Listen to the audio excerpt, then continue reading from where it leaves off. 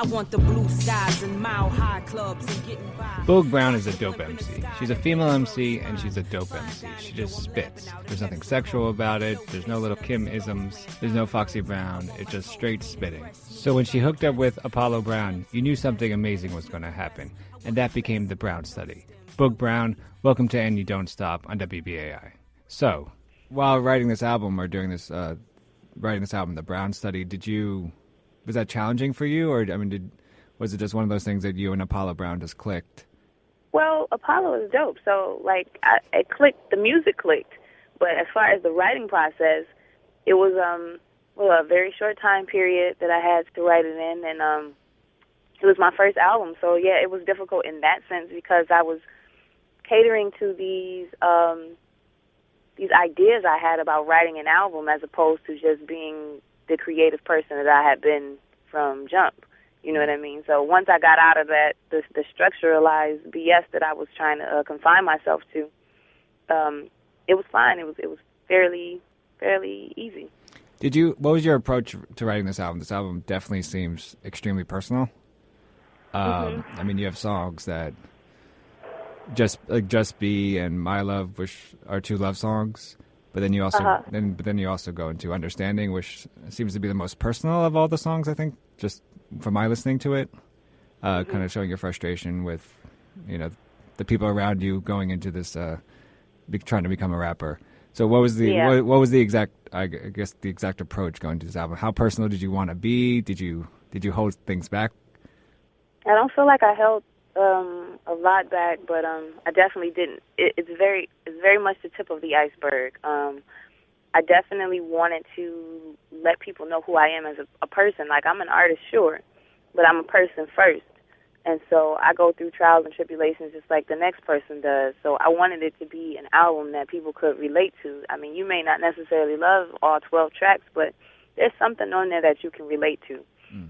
And that's where I want to approach people where they're at. You know what I mean? I want to be able to meet people where they are so they can get a better understanding of who I am, and then in turn maybe get something from the lesson that I learned in the situation of the song, like in the topic or the theme of the song. I hope to have people understand the lesson and like maybe implement it in their lives, or like, just get something from it, take something from it, except outside of just, oh, that's a dope beat, you know what I mean? Oh, that's a dope rhyme, you know what I'm saying? I want you to take something from it.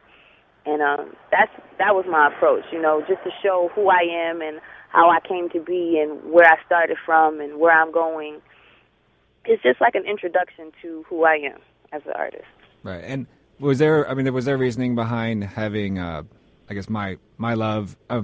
Just Be and My Love back to back? Was that supposed to be a continuation of a bigger love story, or are they just totally two different love stories? They are two different love stories, but I think they complement each other, and I think that's why they were placed where they were on the album. I think they complement each other very nicely, so I wanted to just keep it in that fluid succession of love, like right there, like right in that area, like right in the middle, you get that, and then you can get everything else after that. But in the center of everything, I think that they just really sounded really good together, honestly. Right. Like, I was like, okay, well, they work, so let's put it right there. Wasn't no big thing. I noticed that on the track Blink, the first verse, you take the role of, you kind of play the role of the man in it. Have you noticed? I've always felt that I think women, especially female artists, have actually done this a lot better than male artists have done it, where they've actually taken on the opposite role.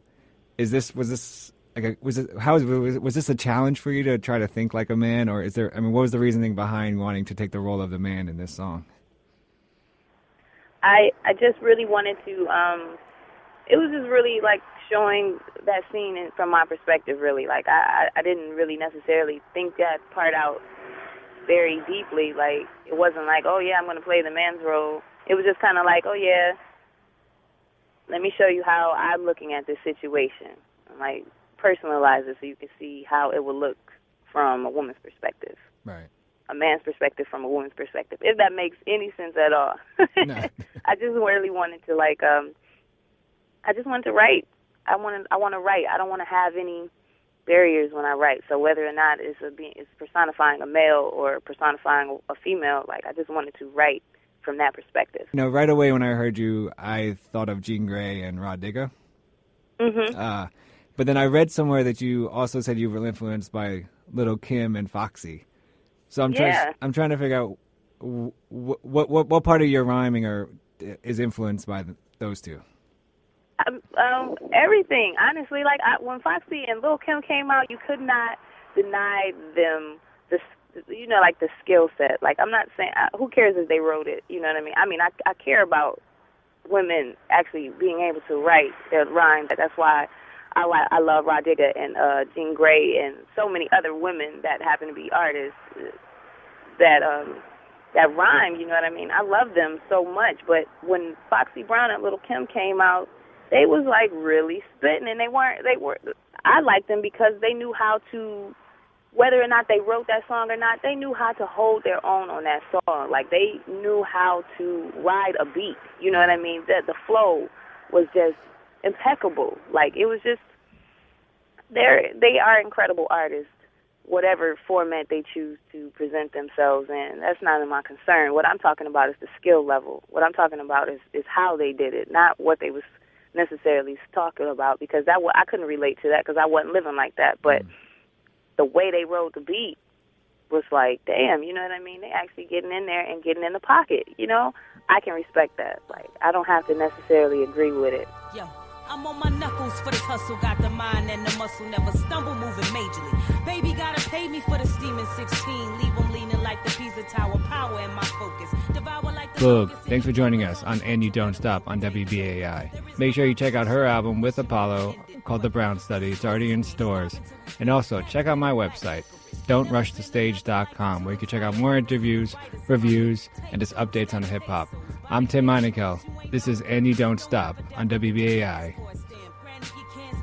Hit the pavement, going canvas for them boats. I'm in the lab hitting dope notes. You can go and quote it only if the scope is focused. I keep the potion potent, it's all fluid motion. Got out of my dreams, got into my car, I'm ocean. And I'm slicker than your average. Boogie's a savage, leave you tossing, turning to top your mattress.